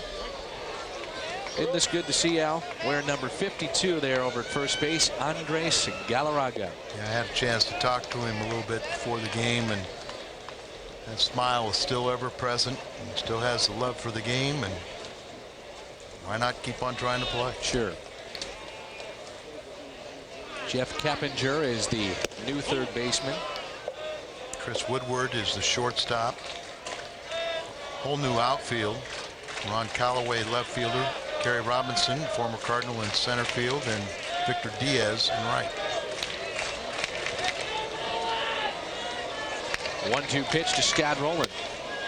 Got him. As Chris Benson now working into the 6th inning, worked into the 5th in his last start. And this copyrighted telecast is presented by authority of the St. Louis Cardinals, LLC.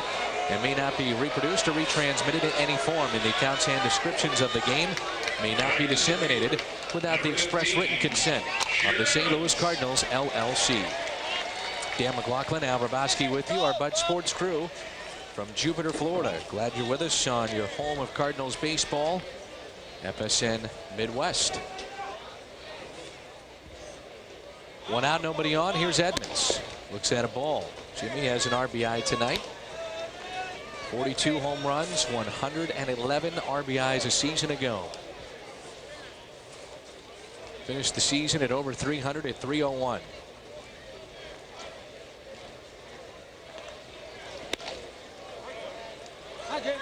You think about the home run that Edmonds hit in Game 6 to extend it to Game 7. Would the Cardinals be in the World Series without his catch in left center field in Game 7? Probably not. One of the most dramatic catches we've seen in postseason play. A 2-2 ball game here in the bottom half of the 6th. One out, nobody on. A count of 1 ball, 1 strike on Edmonds. As we showed you, it was back in 2000. This day in baseball history that the Cardinals acquired Edmonds. Walt Jocketty took a chance. Edmonds, final year of his deal. Kent Bottenfield was coming off a career year. Adam Kennedy, highly touted middle infielder. Jocketty took a chance, and boy, did it pay off. Walt has made some unbelievable deals since his joining the club. Never put anything past him. Sometimes you feel that, I mean, last year, I thought it was going to be, going into last season. I thought it was going to be one of the most fascinating off seasons, 2003 to 4. And look what they won. They won 105 regular season games. Edmonds, one hopper to short, taken there by Woodward. 2 down. The Mets have been playing outstanding baseball. They 12-5. 12 wins are the most in the Grapefruit League action. They have not lost a game since March 11th. Since then, they recorded 8 wins, 2 ties, and been rained out twice. Here's Mabry, who struck out his first time. Come down to spring training. The Hall of Famers are here, and there's the redhead, Red Shandies. Bob Gibson handed out the lineups for St. Louis and was signing autographs before the game. Lou Brock's here, and I got a phone call during the broadcast that Stan the Man's coming down tomorrow. Great.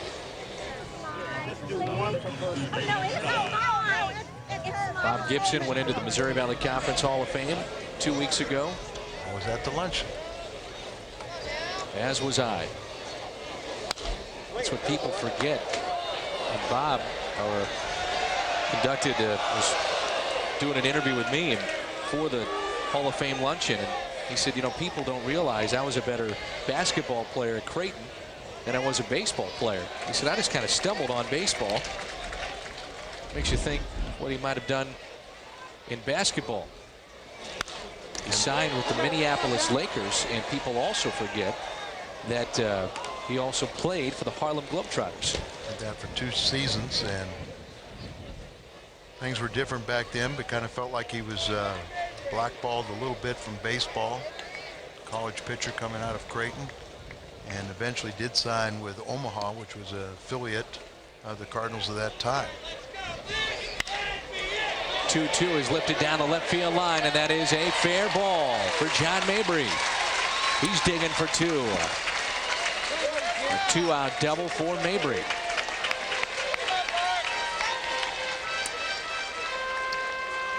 Mabry's 1 for 2, and it brings in Mark Grudzielanek. Set up away. The ball drifted a little bit towards the middle of the plate, but always look at a left-hander swing. Look at how his eyes were riveted on the point of contact. Flip the wrist.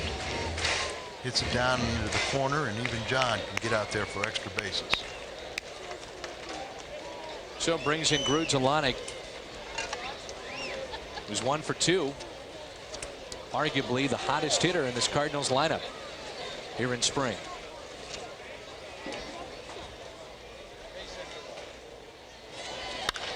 Up the middle, and it's going to be caught. Kerry Robinson was there and made the play. The Hall of Famers are here. Bob Gibson signing autographs for the fans. 7th inning coming up. 7th inning, 2-2 ball game. Cardinals with 5 hits, the Mets with 6. And it's the catcher, Castro, at the plate against the right-hander, Kevin Jarvis. He's a guy that's bounced around in the big leagues with Cincinnati, Minnesota, Detroit, Oakland, Colorado, San Diego, and Seattle. From Lexington, Kentucky, he pitched for Wake Forest in his college days. 6'2", 200-pounder, and a ground ball, and a chance for the second baseman, Mark Grudzielanek. 1 batter, 1 out. Evan says he hasn't been healthy for, or this is the first time in the last 3 years. Also the stage of, you know, you can impress one of the scouts here, and maybe being, if you don't make a 1-ball club, you can make another. Right. Cardinals could fill a need through a trade. Well, you can see it right in front of us, about 4 or 5 rows back here at Roger Dean Stadium. There's a host of scouts on hand, taking in the talent, teams that might cut a player. You go back to last season, just about this time, the Cardinals picked up Tony Womack. What a trade that wound up being. Scouts in there, and of course I saw our good friend Ted Simmons. I asked Ted about Mulder, and he almost got tears in his eyes saying, I wish we had him. Is that right? Said, don't worry about him. Had a couple of rough starts as that one is fouled back, and it's 0-2, but his last start, by all accounts, his best. And everybody that's seen him pitch says you wouldn't believe his motion and how fluid he is in delivering the ball to the plate. Just effortless. I mean, he just gets ground balls. Here's an 0-2 pitch.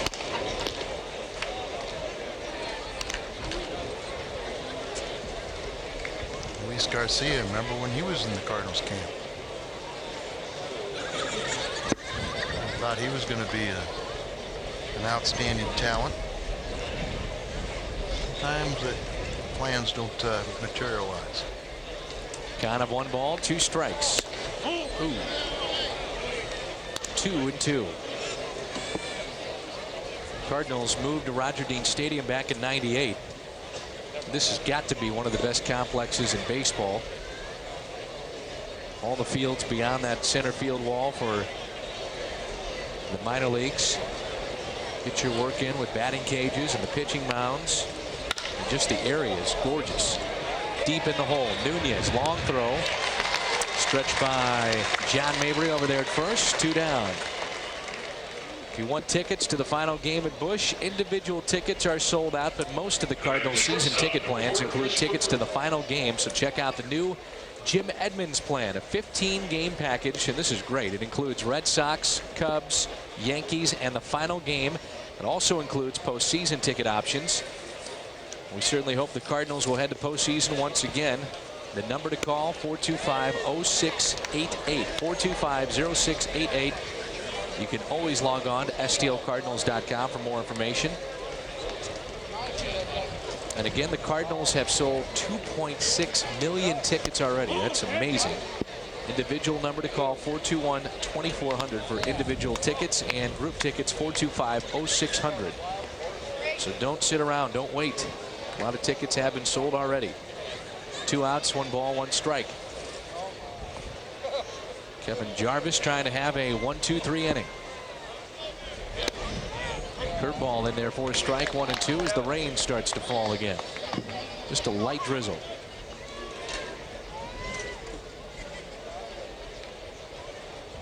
Decision time coming up in the next 10 days for Tony La Russa and his staff.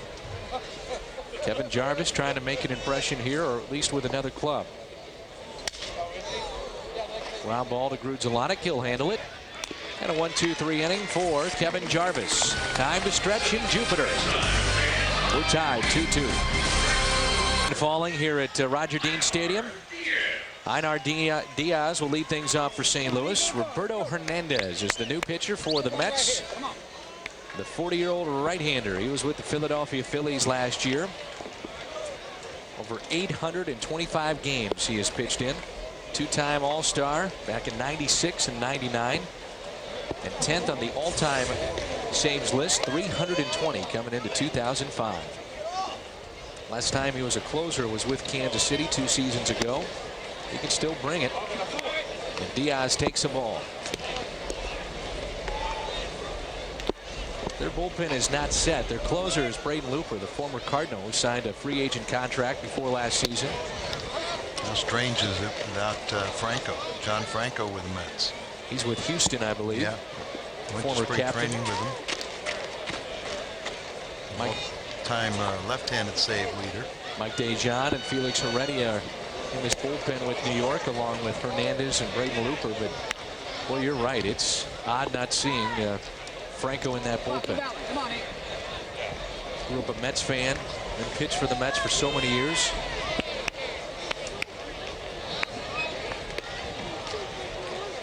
Talking with Mets broadcaster, I said, "You're going to miss Al Leiter," and they said no.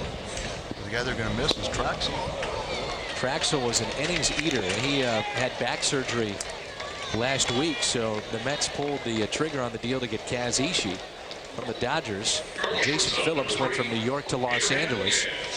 Remember, Phillips was the catcher when Piazza was at first. So Mike Piazza will be the primary catcher behind the plate this year for New York. Here's Abraham Nunez. Here's an interesting guy. As he bunts it back in the air to Roberto Hernandez. You weren't supposed to do that. We're going to talk about you in glowing terms, Abraham. But he's a switch hitter. We've seen him with the Pittsburgh Pirates primarily. Jim Leyland, a scout for the Cardinals, based in Pittsburgh, the former manager, feels that he's got the team made and adds an element of speed to this team, and obviously can play either second, short, or third, and a switch hitter. So you get a bat from the left side. That's a key off that bench. And the ability to play shortstop is probably the most important equation. I would venture to guess he's made this team. He's had a pretty good spring. Hadn't done anything to hurt himself. No. Bo Hart has had a so-so spring. And Luna really needs to go play and play every day at AAA. Last year's Rule 5 player, but Luna did a nice job for the ball club, but still a young player. You don't want to retard his growth by keeping him on the bench for 2 years. Here's Roger Cedeno, the former Met. Cardinals, by the way, get a break. Tyler Johnson, who is a Rule 5 guy, that was exposed. That's botched out at second, and safe at first is Cedeno with 2 outs. But Tyler Johnson was returned by Oakland.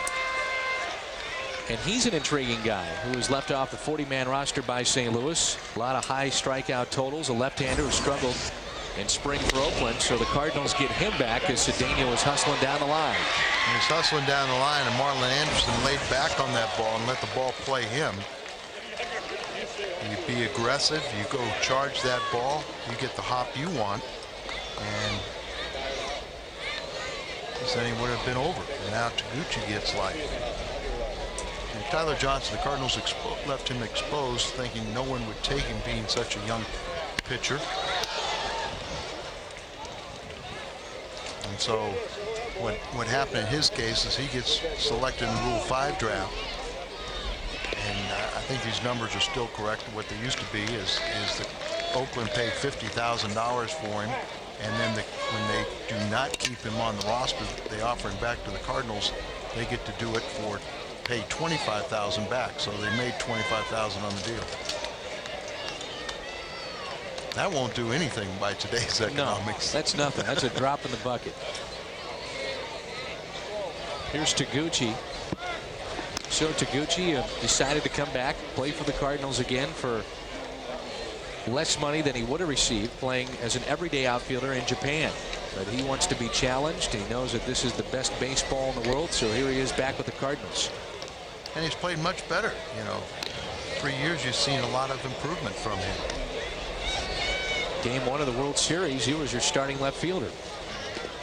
Had that dramatic home run off of Kyle Farnsworth.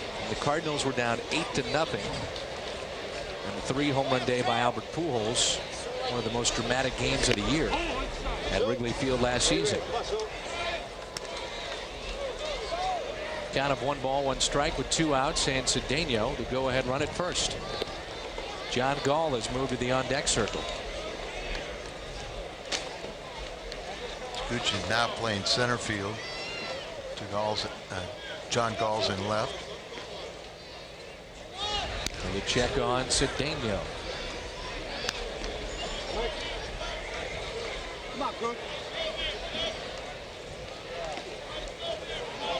We'll have the game on Sunday, Easter Sunday for you here from Jupiter, and then we'll start regular season action on April 5th on FSN Midwest. We'll bring you 110 regular season games. Pre-game shows before every broadcast, half hour before.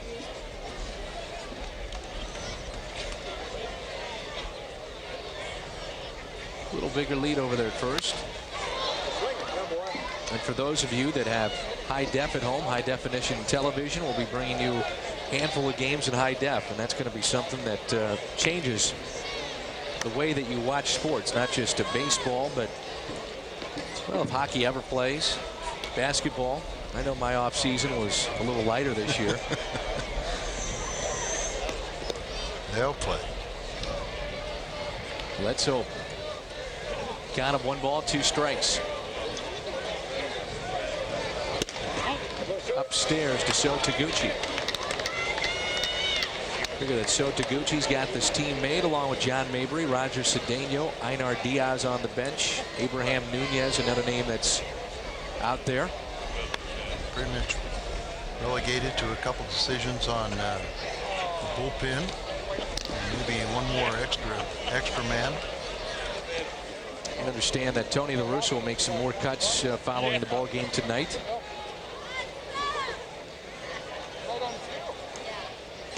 Two and 2 is the count. See if Cedeno wants to do some running here. Pull through the right side. He's not going. Taguchi pops it foul. Still alive. Much of this crowd is stuck around. Sold out here at Roger Dean Stadium. We're talking about this facility. Cardinals really had noticed an interest in coming here initially. They said, well, we owe it to ourselves to come and look at the site, and they were absolutely blown away with what they've done here in Jupiter. How about the job of getting the press box ready to go after what took place, the devastation with the storms last year? Some of the light standards had fallen. All of them. Yeah, into the press box and into the Cardinals clubhouse, so they had to redo all this and get it ready for spring training, and they've done just a fabulous job. There was $3.2 million in damage. And when I was here in late January, they were putting up the light standards. The backstop was not up. The video board, one of those were gone, and there still was a hole in the offices in right field, right about where one of the standards came down in Walt Jocketty's office. There's the Cardinal offices out there behind right field, the clubhouses that hold the Major League and minor league camps. Florida Marlins have the left field. 6 fields for each minor league system. Back behind the outfield. Cedeno is running. All for naught. Is that is caught out there and right by Diaz. 8th inning coming up. We're tied 2-2. One of the intriguing players that we talked about that has a shot to make this team, Carmen Cali, hard-throwing left-hander, and you wouldn't know it by his size, Al. No, he's about 5'8". Trying to bunt his way on as Marlon Anderson knocked down by Cali, a shovel, and they got him. Good play. Carmen can throw about fastball in the mid-90s there. You wonder if he almost sacrificed a little velocity to throw a strike. Control has been a problem for him. Big time. Here's Ron Callaway. Callaway, a former Expo player.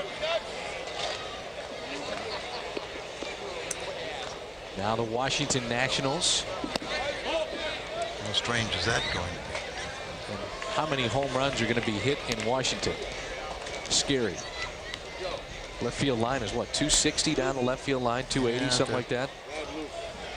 Tiny. A few years, well, gosh, it's almost a couple decades ago now. Luke Appling, the Hall of Fame shortstop who passed away, was in his 70s and played in an old timers game there. They called it the Cracker Jack game, and he hit a home run in his 70s at RFK Stadium. The regular length of what we're going to see this year. Yeah, what we're going to see. And I remember a couple of years or several years ago now that the Cardinals played in final 2 exhibition games at RFK when they're opening the season someplace on the East Coast, and played against Baltimore. It's the best they can do right now until they build a new stadium, but it's going to be interesting. And that's at least, what, 3 years as a strikeout of Callaway, 2 down. 3 years we're looking at least playing at RFK Stadium. Cardinal Baseball, a production of Bud Sports and an exclusive presentation of FSN Midwest. Carmen Cali from this area, not too far away, grew up in Naples, which is about a 2-hour drive. He played here at Florida Atlantic. Right, Florida Atlantic University. Right here on the complex. And he's facing a real favorite here, Galarraga.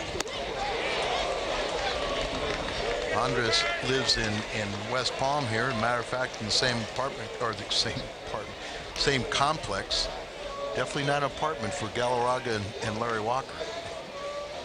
Galarraga has battled back from cancer 2 times. Right, and you think about how Don Baylor, when he was with the Cardinals, changed his stance, opened him up a little bit, and he, after that season, had some monster years with Colorado. Remember, he played for the Cardinals in '92, and then Baylor was named manager of the Rockies. Start the '93 season, he took him. Good inning of work for Carmen Cali. Pair of strikeouts as he gets Galarraga. The first man he got was Callaway. It's 2-2. Bottom of the 8th. His cut pitcher in this game is Dae-Sung Koo as John Gall hits it down the third base line. 1 pitch and 1 out. Still in the ball game is Scott Rowland. He'll dig in for the 4th time tonight. And we'll see a pinch hitter after that. Hector Luna has moved to the on-deck circle. Or I should say Dae-Sung Koo trying to make this club. And he's in a battle with Manny Ibar, we understand, for one of the roster spots. Manny Ibar. I saw him Annie before, you know. I mean, lives that he has. Oh. How about Scott Rowland, a daddy now? Congratulations to he and his lovely wife. Brand new baby girl. And little girl, and I said, Scott, show me a picture of her. Goes, man, no way. She looks like me. He was so pumped up.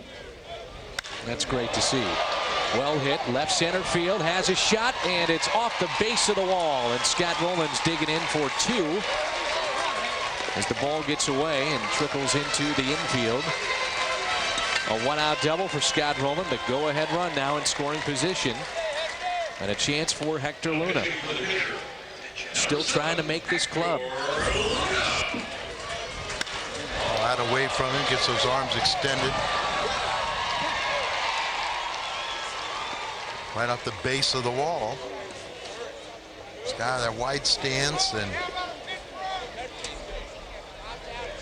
Long swing, but a good follow through. His dramatic hit off of Roger Clemens in Game 7 of the NLCS. He stands at second base, and now it's Hector Luna. Hector Luna still has a shot to make this club a Rule 5 pickup for the Cardinals. Stuck with St. Louis all last season and really didn't play like a Rule 5 guy.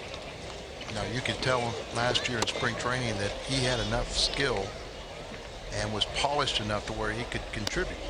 Home run in his first major league at bat. Remember that? Had that huge sacrifice bunt against the Houston Astros early on. Kind of set the tone for the season. Very difficult for a good ball club to carry a Rule 5 guy. But how many times does a team have a Rule 5 player go to the World Series? Right.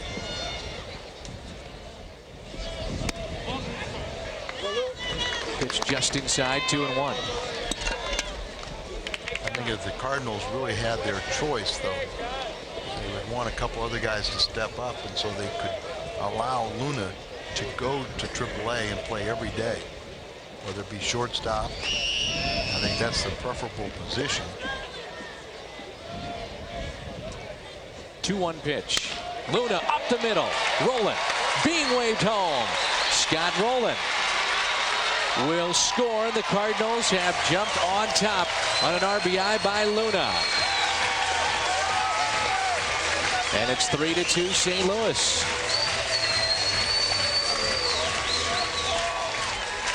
And he takes the extra base on the throw by Robinson that was tardy to the plate, so he's in scoring position. Good piece of hitting there. All out away from. And there's that throw, that kind of a rainbow in there that allows the runner to take an extra base, keep the ball on a low trajectory, and then Luna can't get himself in a scoring position. 3-2 Cardinals. Mabry will try to add to this lead. Scott Rowland has scored the go-ahead run. Also has a sacrifice RBI back in the third.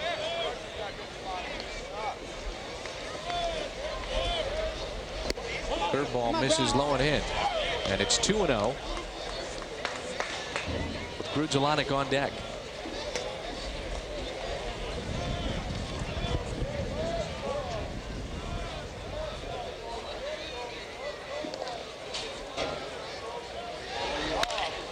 This one is popped up into left field.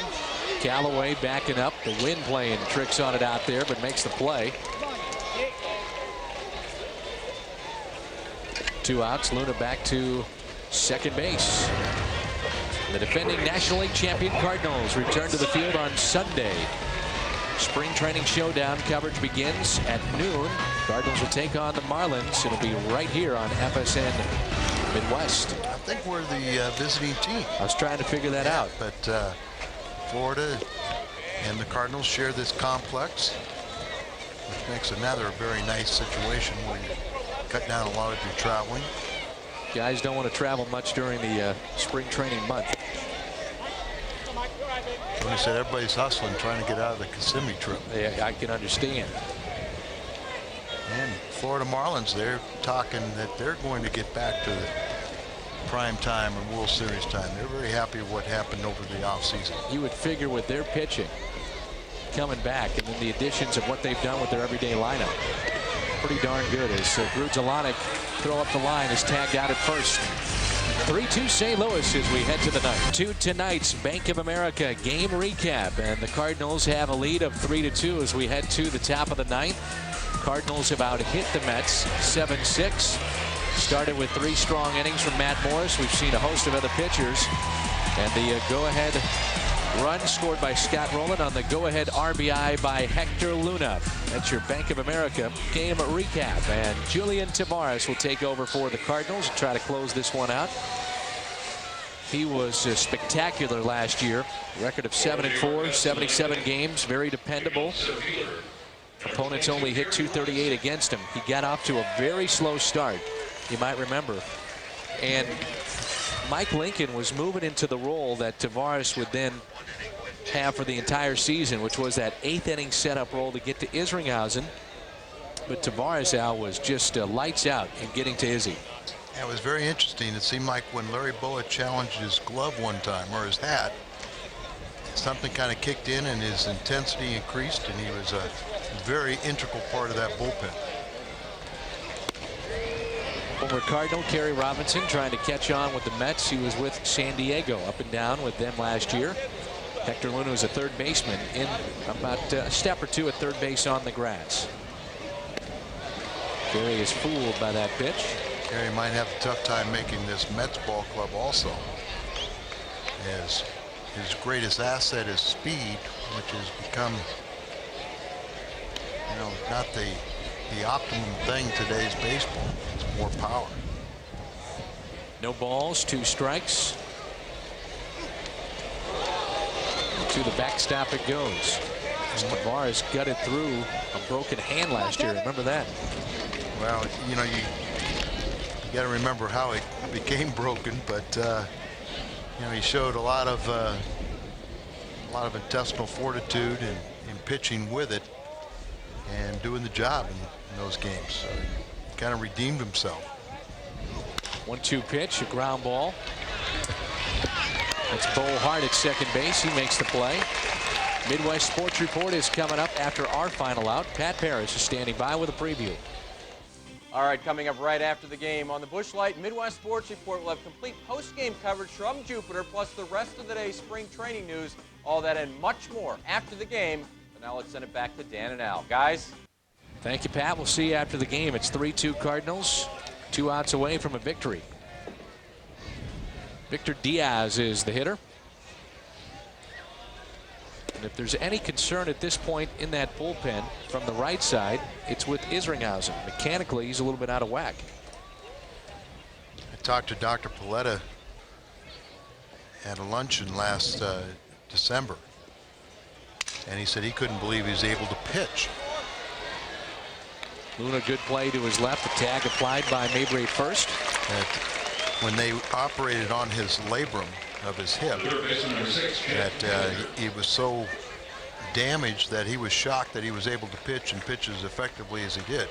Now, he's had control problems and trying to maybe picked up some bad habits or whatever the deal is, but it's not really a physical problem. It's just executing good quality pitches. He's trying to compensate for that hip, and maybe some of those tendencies were picked up and carried over into this season. Now he's fully healthy.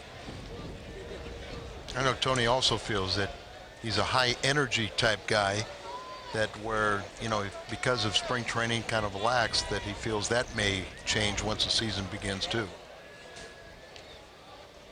1-0 pitch is taken for a ball, and Cardinal baseball tonight has been brought to you by Smooth Busch Beer and easy drinking Busch Light.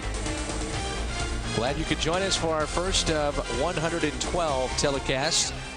One more spring training game we'll bring you on Sunday, and then 110 regular season games right here on FSN Midwest. Tom Mee has been our director, Mike Helling our producer, Doug Stanton on graphics, Brian McCann working in the truck as well, along with Kim Eberly. Don Lucy made the trek from St. Louis. We appreciate his help. And this could do it. That's a fair ball. Luna makes the play, and the Cardinals win it by the score of 3-2. Good outing for Matt Morris. And a good outing for Tony La Russa and the Cardinals as they improve here in spring action to 11-8. The Mets drop to 12-6. Tonight's play of the game brought to you by Bud Light, fresh smooth reel. It's all here. The go-ahead base hit and RBI off the bat of Hector Luna to score Scott Rowland. And that's your game winner. Cardinals win it 3-2. Good outing here, Al. Sure was. Let's see many more of them, and I think that's what Tony and Dave Duncan have planned for the Cardinal fans. And we're off and running here on FSN Midwest. Back at it again on Sunday. Have a great rest of the week. The Midwest Sports Report is coming up.